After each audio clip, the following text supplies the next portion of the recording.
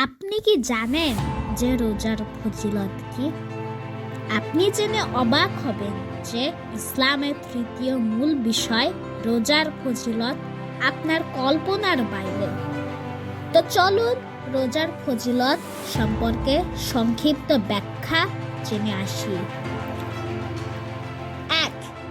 হাদিসে বর্ণিত হয়েছে যে ব্যক্তি অত্যন্ত পক্ষে একদিন আল্লাহকে খুশি করার জন্য রোজা রাখে, তাহলে কিয়ামতের দিন মহান আল্লাহ তাআলা ওই ব্যক্তিকে জাহান্নাম থেকে 72 কিলোমিটার দূরে রাখবেন।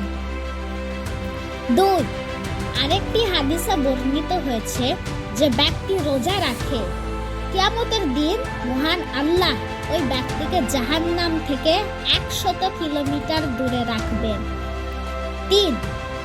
মহান আল্লাহ তাআলা পবিত্র আল কোরআনে বলেন যে রোজা রাখে, কিয়ামতের দিন মহান আল্লাহ তাআলা নিজের হাতে ওই ব্যক্তিকে পুরস্কার দিবেন। 4.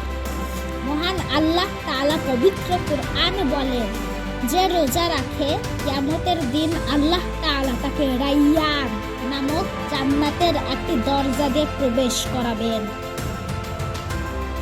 এখন জেনে আসি রোজা সম্পর্কে। 1. আপনি যদি রোজা রাখাকালে কিছু খান, পান করেন, গালি দেন, খারাপ কাজ করেন, তাহলে আপনার রোজা ভেঙে যাবে। 2. ইসলামের সব ইবাদত মানুষকে দেখিয়ে করা গেলেও রোজাকে করা যায় না। যেমন মনে করেন একজন ব্যক্তি নামাজ পড়ে না, কিন্তু তার আশেপাশের লোক নামাজ পড়ে। একদিন ওই ব্যক্তি তার আশেপাশের লোকের সাথে গল্প করছিল। ঠিক ওই সময় মসজিদে আজান দিল। তখন ওই ব্যক্তির আশেপাশের লোক মসজিদে নামাজ পড়তে চলে গেল। তো ওই ব্যক্তি বসে থাকতে পারবে? বলুন। তো আমরা জানি সেও তার আশেপাশের লোকের সাথে নামাজ পড়তে চলে গেল।